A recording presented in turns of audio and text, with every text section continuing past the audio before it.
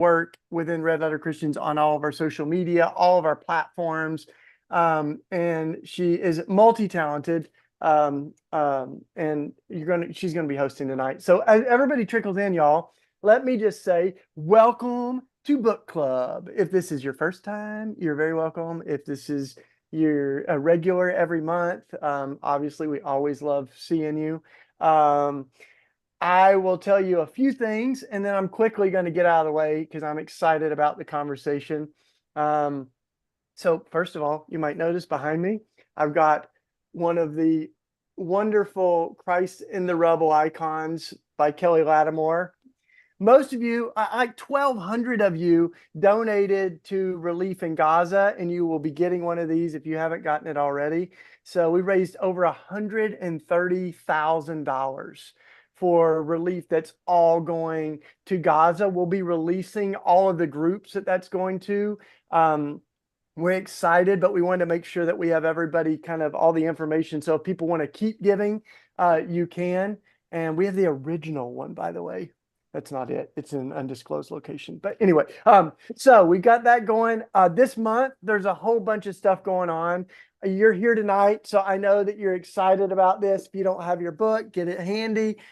If you haven't done your homework, we always say you're still very welcome. And Divya is going to do a great introduction if you're new to Cole's work, but this is the book we're talking about. And of course, her first book, New York Times bestseller, This Here Flesh. So it's a great month. It's been Black History Month. We've done all kinds of stuff, but we're not confining Black history to February. We celebrate it all the time. Black history is U.S. history and world history, but it is a great month to do this book. There's so many great prayers in here, Cole. I even found some that resonate when I'm 3 o'clock in the morning, like holding my wild, cantankerous child at times. So, but it's amazing. Great book. So next month, our book for book club will be Nice Church Patriarchy. And that our very own Susan Wood, who runs our blog and website, will be hosting that. She's going to host the conversation. It's also, I think it's women's history, which we also don't confine to a month, but we will certainly recognize it in a special way. And so, let's talk patriarchy next month. Susan Wood will host that conversation. It'll be on March 25th. All that stuff will be on our socials. Every month, we do morning prayer. My friend Jonathan Wilson Hartgrove and I host morning prayer from Common Prayer. And if you're new to prayer, if you're kind of not sure how to pray, you're very welcome to join us. It's March 1st. It's like 2 days, I think. And it's at 9 o'clock in the morning. We will be joined by a bunch of our friends in the United Kingdom. There's a really beautiful grassroots movement of Red Letter Christians in the UK, and they just put out a book, Jesus and Justice, with like 30 or 40 different authors. So we're going to hear especially from a lot of the women and celebrate the work of folks, on the ground. There's pastors, activists, school teachers, gardeners, and they're amazing stories. So March 1st, 9 a.m. Finally, I think a lot of us have very heavy hearts for the continued violence in Gaza and increasingly in the West Bank, the starvation of children there. We're doing everything that we know to do to support our friends, and many of them are actual close friends of ours that are working to try to end the violence. So we're pushing for a ceasefire, but a permanent ceasefire and a free Palestine. And so we're doing pilgrimages. Our buddy Jared over in the UK started organizing with Lisa Sharon Harper. And now check this out. There are 125 cities around the world in at least 17 countries. It's probably more now that are walking the length of Gaza. So about 23 miles we're going to walk together. And Lisa Sharon Harper and I, are organizing one in Philly. You can organize one in the city where you are, but we're doing Philly. We're marching from the cracked Liberty Bell. Hallelujah.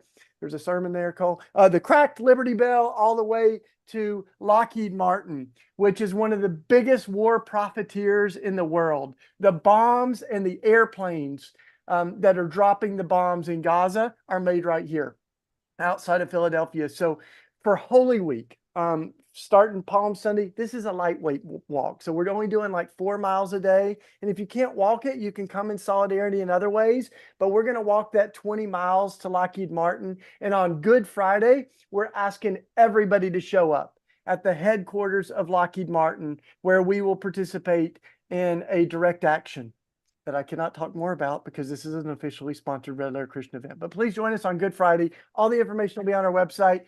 And tonight is going to be beautiful. So I'll let Divya, I'm going to pass it to Divya so she can welcome Cole Arthur Riley, Black Liturgies. This thing is everywhere. It's resonating. Your prayers, your poems, your art is really, I think, connecting with the souls and the streets of so many of us and things happening in the world. So I'll just say, as I move out of the way, thank you, Cole, for your work. Divya. All right, let's do this. Oh, well, while I affirm the dignity of all frogs, it's just a bit of a shame that I sound like one. But welcome, Cole. It's just such an honor to be able to speak with you today. And before I take a deep dive into Black Liturgies, prayers, poems, and meditations for staying human, Cole, with your permission, I'd like to read a little bit about your profile. Sure.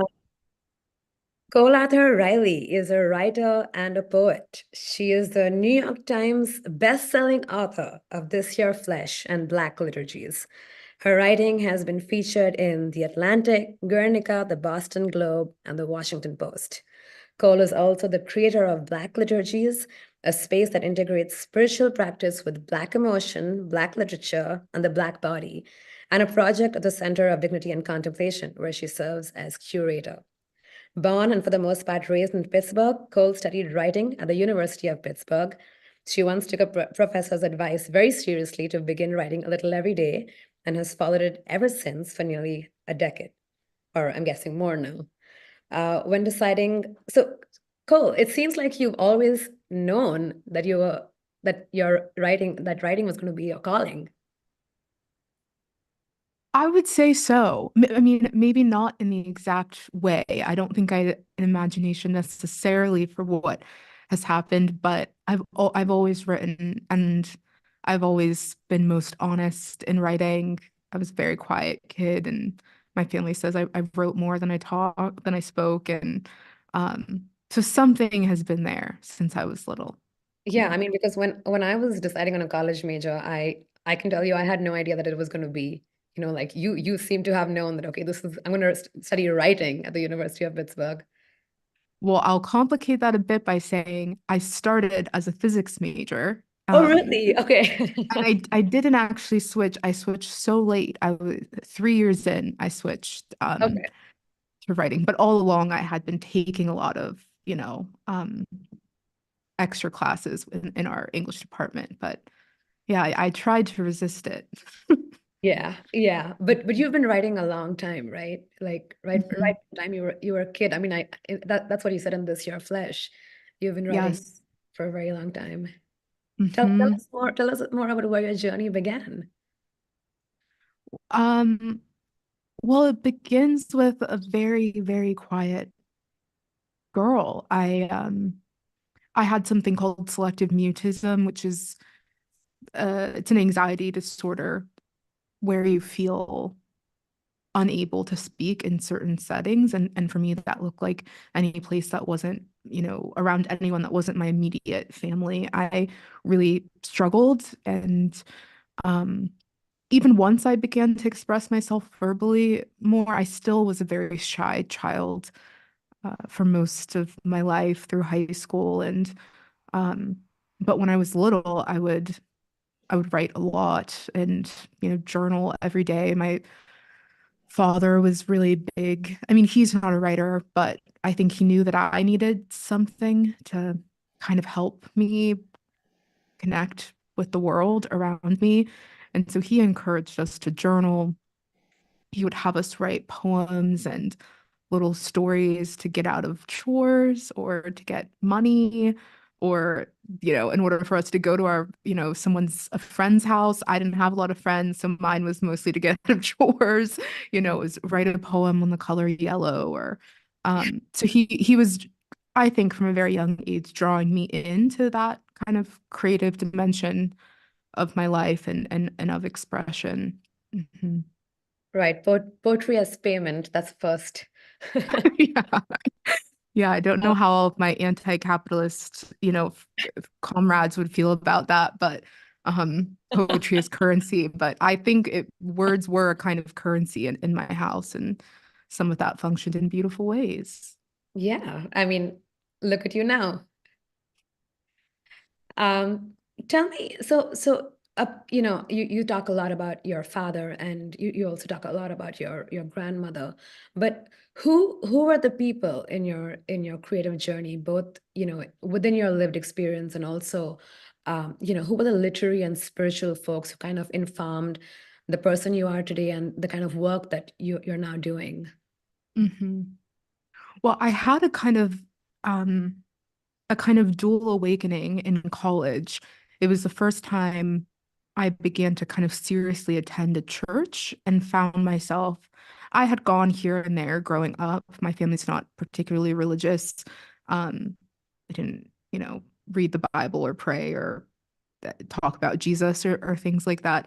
Um, and so I first began to kind of consistently attend church in college and was having a kind of awakening. I was learning things for the first time and kind of learning theology for the first time. And simultaneously, I was in college, which is so foreign and different from my family, and learning things in the classroom, specifically concerning Black literature and the Black novel.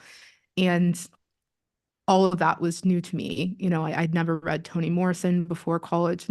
I didn't know who James Baldwin was. I knew who Alice Walker was, had never been assigned to read her. So it was the first time I was encountering kind of the Black novel and Black literary voices. And I just had a hard time compartmentalizing those awakenings. It was very difficult to kind of separate the newness of like the church pew with what was happening in the classroom. So for me, it's very tangled into each other. My kind of the people I look to in a literary sense and in a spiritual sense um, are in some ways one and the same. I found myself very enchanted by the way spirituality shows up in Black literature and kind of the classic Black novels. It's almost inescapable. Yeah. But the difference is there's a lot more fluidity and maybe open-handedness in Black literature than in the church pew, which is, which was trying to form me and help me to articulate exactly what I think and believe and profess particular creeds where Toni Morrison could care less. Yeah. She's not interested in telling me what to think about, what happens when I die. She's much more interested in communicating what it means to be human, a human who believes in God and doesn't believe in God. And anyways, that's a very long way to say the two kind of trains of inspiration are the same for me. So I look to people like Toni Morrison, people like James Baldwin, Alice Walker, um, and of course a lot of poetry as well, I think has kind of grounded me.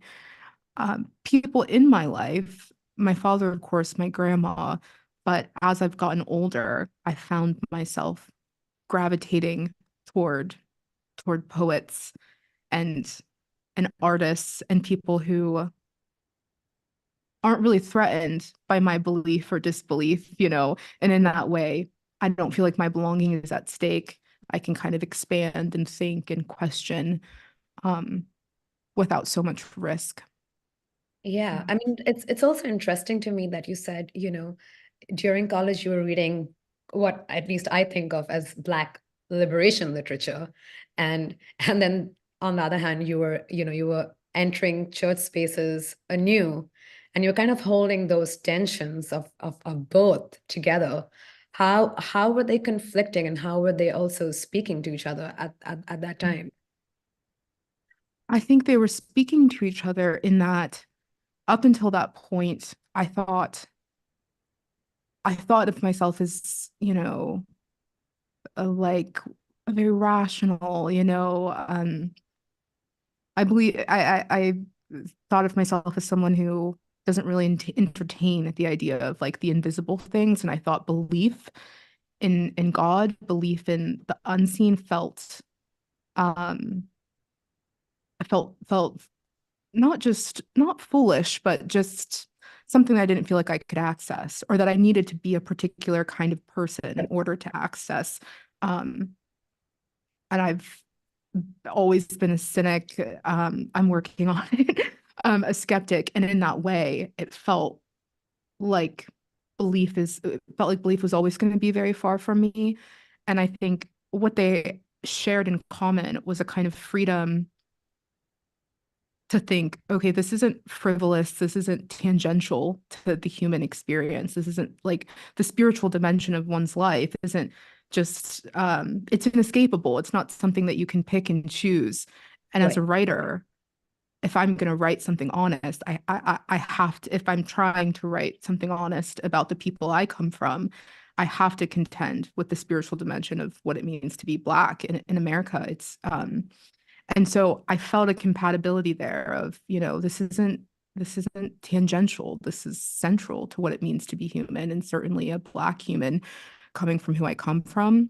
Yeah. The difference, I would say, is the Christian space I found myself in was not only white dominated, but I think quite close-minded, and um, really like many, but not all Christian spaces, but certainly many of them, it demanded, I think, a certain thing or profess a certain thing in order to believe or in order to retain my belonging. And that was in stark contrast to kind of Black liberation texts who, you know, it's very invitational. I mean, Toni Morrison did not think the same thing as James Baldwin, did not think the same thing as Zora Neale Hurston. Um, at times their words are compatible, at times they're not, and there's beauty and real tension in that kind of welcome, knowing this doesn't depend on, I don't know, my belonging doesn't depend on how much belief I can muster any given morning. And um, I think that's a relief and that's a freedom I find in kind of Black texts that I don't always find in like a church pew. Yeah. So I'm wary of using the word deconstruction, but it sounds like you did do a little bit of deconstructing your own theology in many senses. People ask me a lot about deconstruction. Okay, if I'm honest, don't ask me about it because Okay. I know very little about deconstruction, and I feel like for me it was kind of a remembering the journey after college, and once I left that particular brand of Christianity, it was like I thought a lot about what spirituality in my home did possess. It wasn't necessarily Christian, but what are the kind of spiritual values like storytelling, like myth, like humor. Right. But I didn't, I think I just fled altogether. And while some people, I feel like I woke up one day and realized that everyone else took this path of deconstruction and found these authors that were guiding them. I can think of friends after college Right. who read Shane Claiborne's book, Right. Here's the Civil Revolution, and Yeah. I feel like I just skipped it all and I fled straight to kind of the artists, the poets, and then I slowly remembered and kind of gained back what felt right and true. But the process of actively deconstructing, I always feel a bit inadequate to speak to because I feel like there are so many other people who did it in such intentional ways, that I don't Yeah. want to claim that. If I had to diagnose it, I'd probably say that it's because, some of us grew up in very religious families and we had to confront, evangelical Christianity in our everyday life, in our everyday myth making, everyday storytelling, in the overarching, narratives and collective memory making that was going on in the immediacy of our lived experience, right? And Mhm. maybe, you know, in a funny way, you were probably shielded from that until you voluntarily went in there as an adult seeking some sort of, you know, whatever spiritual information. And then you had the agency by this time, agency of spirit, to say, no, this doesn't work for me. Adios, you know. Yes, you know, I do think there's something there of, I don't think it can be emphasized enough, the work that does on a child's brain Yeah. to grow up and be formed in a particular kind of religious culture or under religious demand. And Yeah. I was just speaking to someone who, um, I'm queer, and they were kind of asking about the religious trauma of that. And I was thinking, well, sure, there's some kind of like white noise level trauma from the world around me, Right. but the reality is I didn't have to go to sleep as a child, you know, every night wondering if I was going to go to hell or not. I don't know what that does to a person. And I'm from a family that was I could be anything, you know, and I know that there was going to be embrace on the other end of like my story. And I think that shifts how you have to leave a place, because I could leave in a way and just go return to something, and so many people are leaving without anything to return to, and they're having to kind of reconstruct another way, you know. Right. Yeah. Right. But let's go back to, you know, Black Liturgies, the page. Obviously, there was some kind of a spiritual journey that led to you, you know, starting Black Liturgies, but also having done the work to be in a place where you could act as you know, a curator for it. Yes. So I had started to attend an Episcopal church after college, and working for one actually in partnership with the Catholic University. So I was just you know, entrenched, and I went from still liturgy, but liturgy that's not as acknowledged, in a kind of a young Presbyterian church, to liturgy of in the Anglican sense, and in the Catholic sense. And I found a lot of rest in it. Yeah. I was at that point, my depression was just causing a lot of limitations in how I was able to exist in the world, and coming into a space where it didn't depend so much on me needing to manufacture a way to connect with God or articulate the words was very restful for me. And the Book of Common Prayer in that way was really restful, and kind of a harbor. Um, of course, over time, you recognize all of the different tensions that exist, you know, for all its beauty. Um, the Book of Common Prayer has limitations, of course. I know what was happening to my ancestors while Thomas Cranmer wrote the Book of Common Prayer. So, of course, when you come to kind of the summer of 2020, it's just going to be hard to approach that as a spiritual comfort. And I would log on to, you know, we were still on lockdown. I would log on to a Zoom service, and knowing, you know, for however much this liturgy at one point comforted me in that particular season, in the midst of so much public Black death, and a kind of, I don't know, what appeared to be a reckoning with anti-Blackness globally. It was just difficult to feel like the Book of Common Prayer could speak to Black grief and Black joy and Black memory in a way that felt honest. And so I started Black liturgies out of that. So while I fled, you know, and kind of went towards the artists and the poets in my life, there was some part of me, I think, that wasn't prepared to relinquish altogether.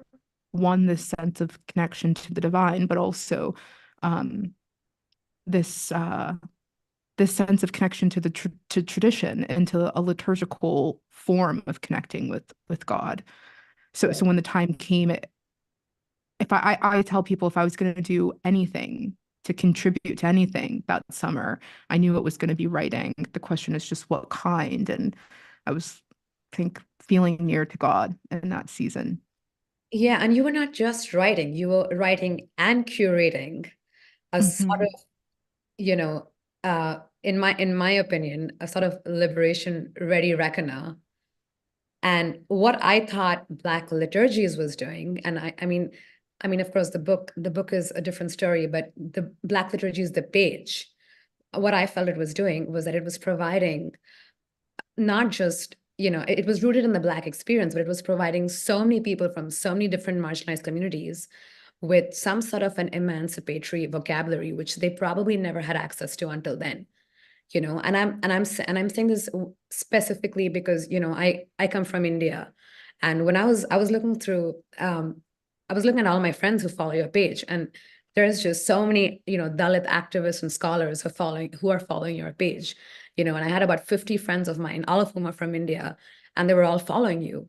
And I was just thinking about, and I've seen them share Black liturgies widely, and I was just thinking, so many communities across the world just lack that kind of you know um, compilation of very important but necessary and urgent liberatory text that that they're now using in their struggles, in their specific struggles, in their specific contexts. So black liturgies in that sense was kind of overarching these epistemic and spiritual inequities, so to speak, that people would otherwise have had to confront. Mhm. I mean, you're Thank global, you know that, right? thank you for saying that. I forget. I forget the reach that kind of community has had. And I think, I don't know, when I think about um when I said, I was kind of looking to still keep some of the tradition, I think in some ways that curation is honoring that piece of us that wants to trace the line, back and realize my suffering is not unique. My joy is not unique to me. That it's a connective force, and I feel like it's really refreshing, and especially in a time where so many people are. I mean, we're kind of trained to be enamored with the new and the newest voice and the most, I don't know, but I think so much of anything that I say is actually old. It's old wisdom. It exists long before me. If you're resonating with it, it probably did not originate with me. It's because it can be traced back. And so to have that kind of to give kind of Black liberation writers and the Black literate ancestors a voice in the project, I'm I'm probably most proud of that, of the curation, almost more than the writing. So Yeah, as yeah. you should be. Mhm. So when you this is such, I wonder which came first, the chicken or the egg, because did you decide to use a liturgical framework for the book because you already had the name liturgies in your social media page? Is that how it began? Yes, I would say so.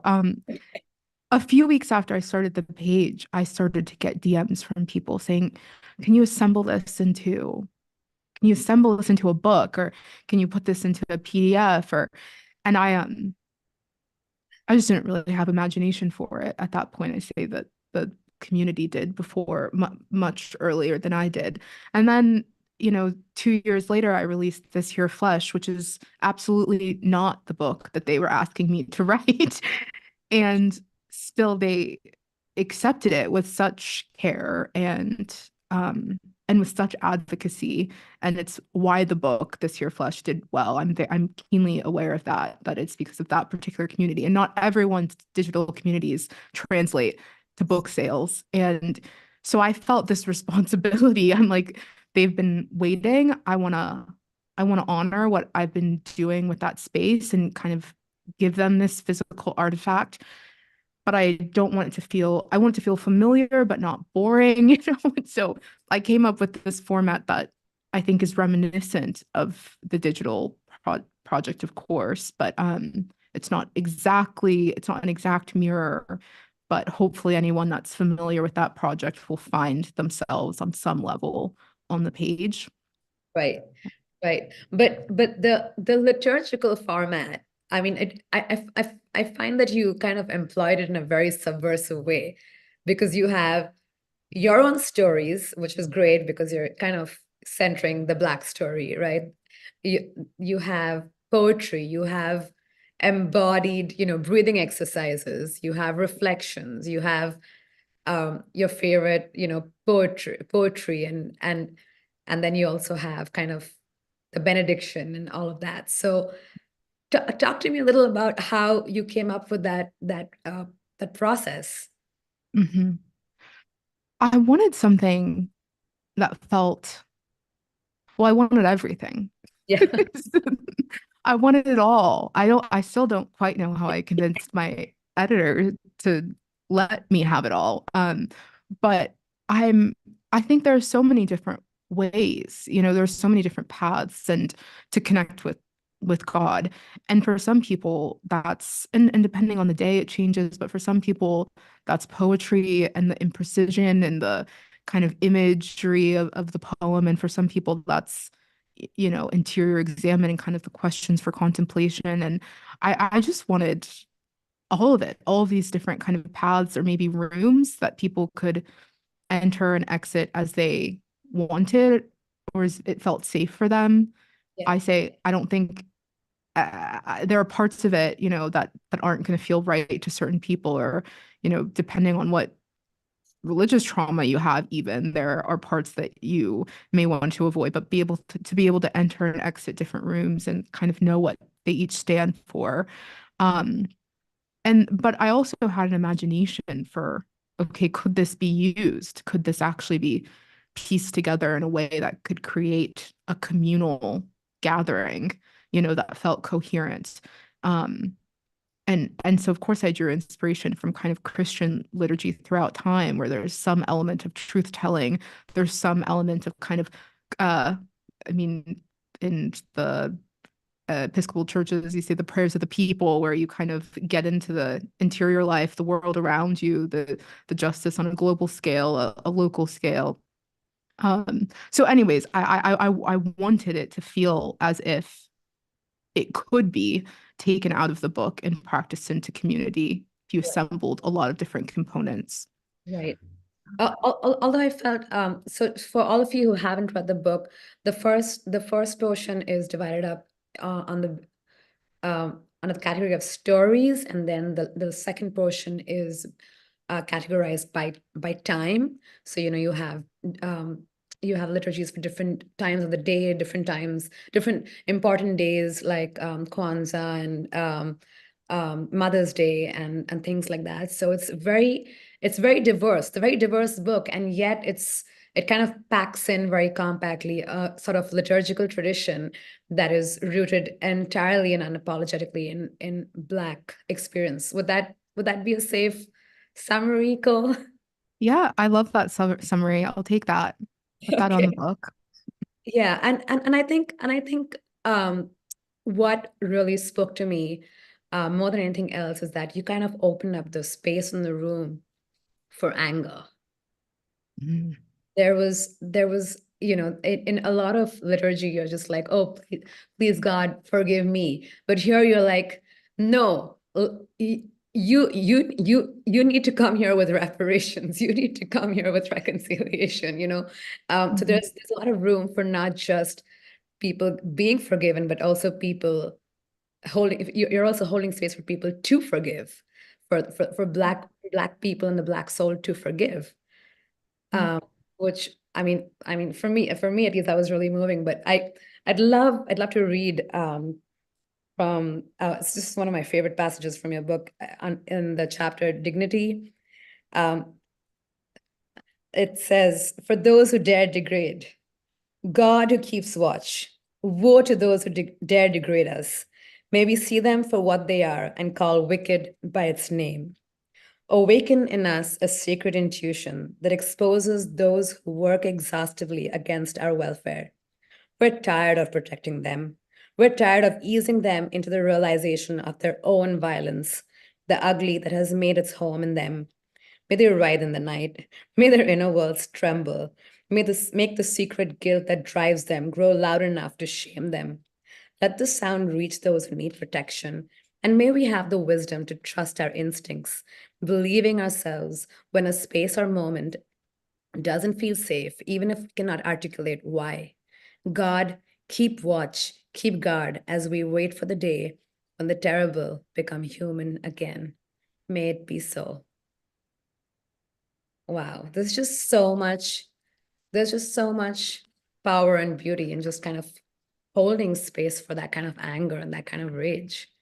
Thank which you. which I think is just denied so much for Black people and marginalized people. Yeah, absolutely. I in this here flesh, there's there's a chapter on rage in that book, and it's the only chapter in the book that required a massive rewrite. When I got my notes back from my editors, the only one list of, and it's because I had written, an entire chapter on rage without feeling any, and I had sanitized it. And I'm really grateful that they drew me into something different and helped me tap into something different. So, but when I went to write this rage section, I was very aware of, okay, the last time you tried to write anger, you cleaned it up, you made it tidy, you divorced yourself from it, which I don't do with other components of, emotion in writing. And so I really challenged myself. And, anytime I would feel guilt, I would have Audre Lorde's words from the uses of anger in my head. Also the imprecatory Psalms. I said, oh, if the psalmist did it, why can't I? I'm yeah, I feel proud of that. I feel that part of the work of trying to translate, or the arrogance even of speaking to a collective Black interior world, is to try to complicate it, is to try to say we are more than one thing. And divorcing ourselves from any one emotion does not serve anyone but the people who have everything to gain from our numbness. People who have systems that stand to benefit from us being emotionally repressed, emotionally disconnected, from me being complacent and apathetic. And to do this book justice, I knew I needed to challenge that one-dimensionality, and that include. I mean, a robust emotional life includes rage. It just does. Yeah. Yeah. And I also love that, you call upon the multiplicities of human emotion, but also you call upon the multiplicities of the human experience. You're speaking to, you know, aging people. You're speaking to the experience of aging people. You're speaking to the experience of disabled people, of children, of the little Black girl. You're speaking to all those different experiences, and correspondingly, you're also attributing those various multiplicities to the idea of the divine, of God. Like, you're saying queer God, or near God, or, what was going on in your mind as you were kind of, kind of dabbling in all those, in the multitude, so to speak? Yeah. I think as I was writing, I don't remember thinking much about the naming of God. But after, like, since I've written it, it's almost been like a revelation in hindsight of what was happening in me. And I think I really was kind of desperate for freedom to have God look like a multitude, for the divine to take on many different components, or at least to practice imagination for that, even if I don't know for certain. Can I practice imagination for queer God? Can I practice an imagination for divine mirror, whatever that means? And to just add a little more curiosity, I think that's what is happening when you're naming God. You're not it's not prescriptive. It's a dreaming. It's a wondering, and almost in a kind of childlike way of, who are you? Who am I approaching right now? And could you be like this? Could you be like a mirror? Could you be like a labyrinth at times? And You're also I think, challenging and reclaiming. yeah, yeah. And I think in hindsight, I was looking for that. I mean, it's hard. It sounds weird because I write spiritual books, but it's a struggle for me because I contained so much doubt and probably more doubt than certainty. And I think in some ways that naming and that multitude of naming, that multiplicity in it, it makes room for the doubts. It makes room for the uncertainty because it's not trying to narrow in on any one presentation of what God looks like or what God appears like to me. Yeah, I mean, honestly, for me it was revolutionary because I remember when I read This Your Flesh, I remember calling up one of my friends and I said, "Hey, I actually found a book where the the Christian God is not referred to as a male." And for me, that was like, oh my goodness, that was just groundbreaking for me. And then in Black Liturgies, it's like, you've just sort of um, gone all out, just sort of naming and claiming and reclaiming the various multiplicities of God, sort of saying, hey, I kind of reject, this patriarchal heteronormative version of God that everyone's trying to push on us. I want to acknowledge that God is so much bigger than all of that. Mhm. There's just so much beauty in that. What about that reminds me, what about you use Ashe a lot over Amen. What about that? Talk to us about that. That is straight from the the digital project Black Liturgies. I was introduced to that term through followers, and people would comment it, and they still do. Like after in my posts, there's specifically about 5 people who comment it consistently, um and so they drew me into that language, and it's kind of a nod to them, and kind of a nod to the remaking and the reclaiming that you said, that even they expanded my imagination for how to close a prayer up until, I mean, on Black Liturgies, the digital pages, I usually don't even end the prayer. I kind of I don't say amen, I don't say ashe, I don't say may it be so. I just kind of let it be and let people, with the hope that people are ending it in a way that feels true to them. Um, but in the book format, I'm like, I need closes. I need closure. Right, right. I didn't want to give it, but I'm like, I need it. So I wanted to kind of give some different options. So some say amen, some say I'll say, some say may it be so. And um, yeah, hopefully that kind of makes it, I don't know, a little bit easier to approach for different people. Yeah, yeah. No, it felt it was moving and beautiful and profound. Mhm. Um, what I also really loved about the liturgies is that, a lot of spiritual books kind of tend to abstract spirituality, whereas you kind of center the focus on the Black body. And it just kind of reminded me so much about, Kimberly Crenshaw's insistence that when you're thinking of the Black body and the Black experience, you need to think about it from all different strands of oppression that could land as violence on the body. And it's just I feel like there was so much of a pulling in of, the visceral and the raw aspects of just embodying prayer, embodying reflection, but also embodying pain and sorrow. Mhm. Yeah. I mean, thank you for saying that. I want people to feel that, certainly. I think, I don't know, a lot of us know what it means to belong to Christian spaces or religious spaces that kind of ask us to sacrifice our bodies or have demanded that a lot more than they've asked us to, rest, to care for ourselves, to pay attention.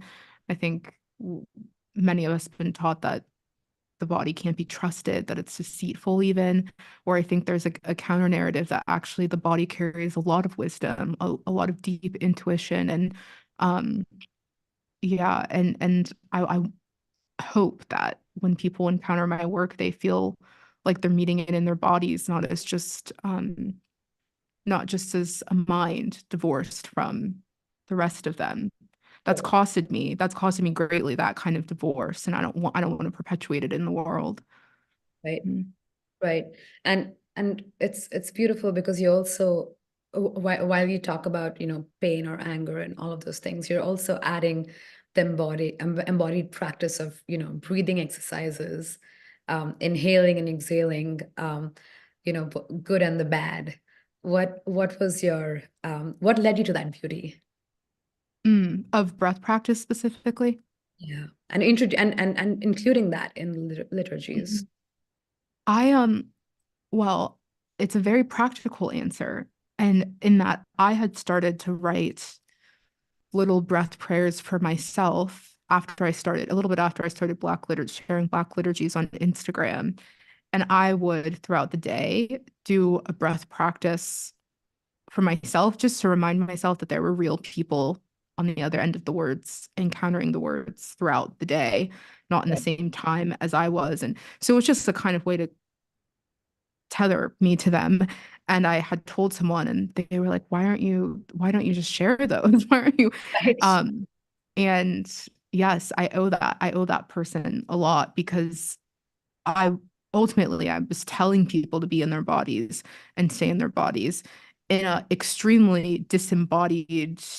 extremely disembodied platform that benefits from our kind of disconnection and our disembodiment.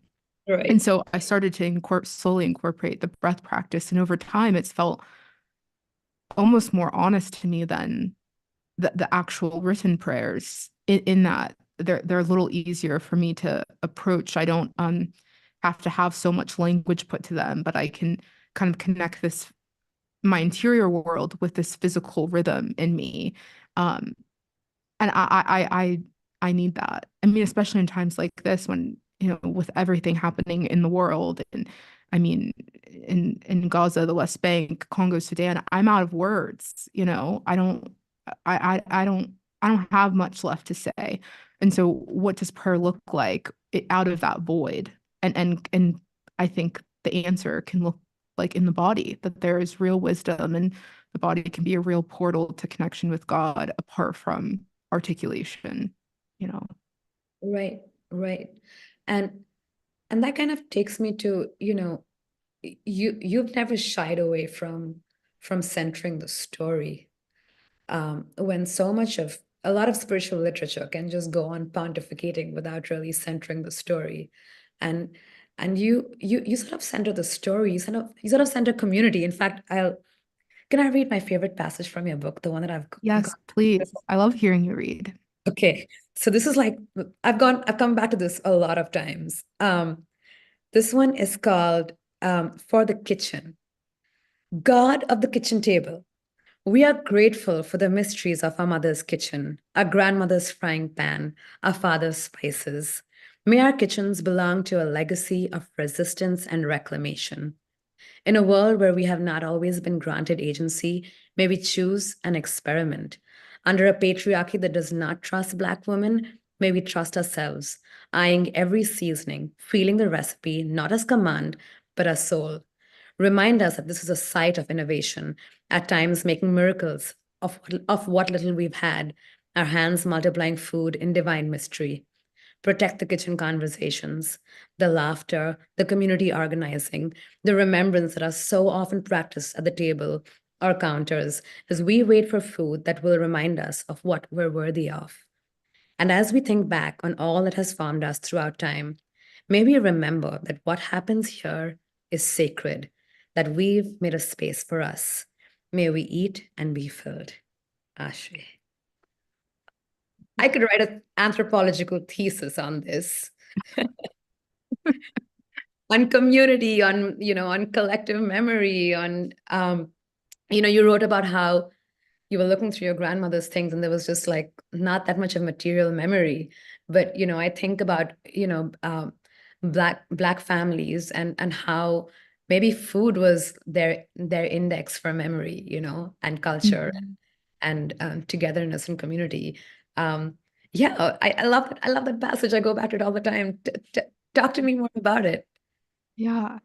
I I like the idea of very specific moments or things that have been viewed as mundane actually being expansive and containing a whole lot. And I think the kitchen table is one example of that. It's not maybe the best. There's more mundane things, but there's so much that happens, at that site.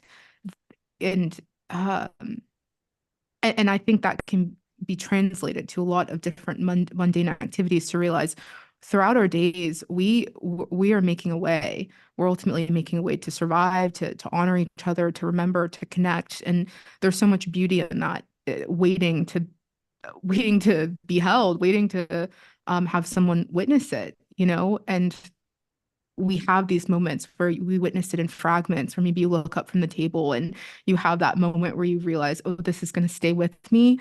Um, and I love that feeling that, if you are, I don't know if you've ever had it where you're like living a moment and simultaneously, like this is simple, but I'm going to remember this. Yeah.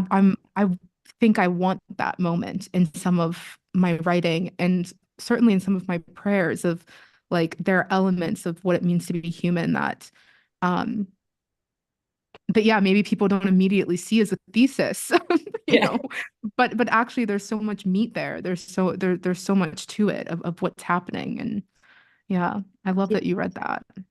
It's also like, you're dignifying mundanity. You know, Mhm. there's like a dignity, like many people will be like, oh, we're just eating at a counter. But here you're saying, no, this is sacred communion. This what's happening here is beautiful. What's happening here is holy. Um, and I just yeah, I think I go back a lot to it because I'm not a food person, but I've begun to realize that, I moved to India. I moved from India to America like 2 years ago. And I've realized that some of the ways in which I can hold on to a memory, because I can't carry material memory all the way here. But one of the ways in which I can preserve the kind of legacy I've received is through food, or is through what food accomplishes, which is, community, bringing people together, um, bringing memories together. So yeah, I just Mhm. yeah, I just definitely it's definitely one of my favorite passages. But we're kind of coming to a close here. If anyone has absolutely any questions for Cole, please you can just type them out here, and I'm just gonna really quickly check if we have any questions out on other channels. Um, mm, okay, well, any questions for Cole? Oh, hi, Shane. Oh, Um, this has been so great. I'm not cutting you off. Keep going if you want, Divya. I'm sure I mean, we should at least make sure folks know how to follow you, Cole, and stay in touch. Yes, sure. You can go to my website, colearthurriley.com. And if you're interested in Black Liturgies, that's at Black Liturgies on Instagram and on Facebook. Yeah. So good. Divya, anything else like um, that no, I was gonna ask Cole before we wrap up, is there anything else that, I feel like I could go on chatting forever, but is there anything else that you'd like to, say or add about both the book and also, um, the work that you want to do about the current violence that you've been speaking so much to? Anything really? Nothing in particular comes to mind. I guess just an affirmation of you, really. I had a few questions that I was going to ask you, but I'm like, maybe it's not the time. But I'm grateful for the intention with which you ask questions and the community that you all are fostering here. I just think is just wild, and watching the care and compassion behind the scenes, I think is beautiful. So I'm always grateful to be in spaces that feel healthy and safe, and this is one of them. So thanks for the work that you all are doing. Yeah. Yeah, it's our honor. Oh, Mary Ann, Yeah, who that by was the a way, great question that Marianne asked. she contributes a lot to our wake up. So thank you, Mary Ann. So nice to see you, well, virtually. Mary Ann asks, I love how Cole has written about humor as part of the divine experience. Could you speak more to that? Yeah. I think that's the first time anyone's ever asked me that because I'm not funny. I'm not a funny person. People think that's self-deprecating. It's just the reality of my situation. But I've come from a very, very funny family, like makes your side hurt when you leave them kind of funny. And I think I've learned a way of being that's just so serious and um it leaves life lacking, I think, when we're only concerned with the serious and the grave. And I think there's a kind of um levity that maybe won't like save us from despair, but I definitely think it's like I don't know, a minor antidote in some ways, like not the full antidote, but it keeps you from completely being lost in despair if you're able to possess some level of levity, some level of humor. There's I'll forget the quote exactly, but there's a beautiful quote about like laughing and singing along the way. Like life's a hard battle anyways. Why not? Um, and so in time, well, I'll say originally I learned a spirituality that was as serious and dull as and grave as I am. And I think as I've kind of reclaimed some of my childhood self, I've tapped in more to the mischief, to the funny, even if it doesn't originate with me. I think humor, when practiced well, is a really beautiful, disarming force in community. Mm, Yeah. so good. Um, Well, I was thinking how much you talk about curiosity and all of there's like such a beautiful sort of exploration of spirituality. A lot of folks were affirming that. And I was thinking about, I think I was with Jamar Tisby, and someone said Christians are people who don't have any questions, who only have answers and certainty. And that's part of the problem, right? Is we're talking about a God that's way beyond our head, and you capture that with all the beautiful, curious, poetic, artful ways. So may we not be people who don't have any questions or doubts. And I think you invite us into that. So thanks so much. Is there anything else, Cole, Divya? I'm going to close this with a prayer from Black Liturgies, but anything else, Divya? No, I'm good. Thank you. Cole, thank you. What a great hour, Rich. Thank you. And just like we keep our joy alive, we protect our joy. And yet I didn't mention that there are two executions planned tomorrow. One of them in Texas, where half of our executions are, and the other one I think is Idaho, where there hasn't been an execution in over 10 years. So we will be holding vigils with death penalty action around those tomorrow, but we'll also be singing. We will be resilient in our presence. And this hour has been such a gift, and we try to thank everybody that contributes. So we'll give Cole a gift from Red Letter Christians, and we never want you to feel like you have to give money to come participate in conversations like this. But if you have some that you can share, it keeps everything going and allows us to show some love to wonderful people like Cole. So if you can give, you can go to redletterchristians.org. And if you can't give money, then find other ways to contribute and be a part of this little movement. And let me send this out. It's, for folks that aren't familiar with liturgy, this season before Easter is Lent. And this is from the Lent section. It's a beautiful prayer, I think, in light of all the death that's pressing in, but also the joy, the hope. And this is a prayer from the Lent section of Black Liturgies. God of solidarity, thank you for being a God who enters the suffering of the world, who doesn't run from those in pain, but rushes to the sight of blood, of tears. Release us from empty cravings of unity that come at no cost to the oppressor, and guide us toward a solidarity that demands something of us. Let us learn to risk ourselves on behalf of the vulnerable, believing that when one of us is harmed, we all are. Help us to remember that justice and liberation are not a scarcity, and that our survival and dignity are wrapped up in one another. And God, keep us from those who will demonize the fight in us, who would prefer us complacent and far from one another. Secure in us the courage to stand, knowing together we will restore what the world has tried to suffocate in us. Amen. Thank you. Thanks, Cole. Thank you, everyone. Thank you. Beautiful. Divya,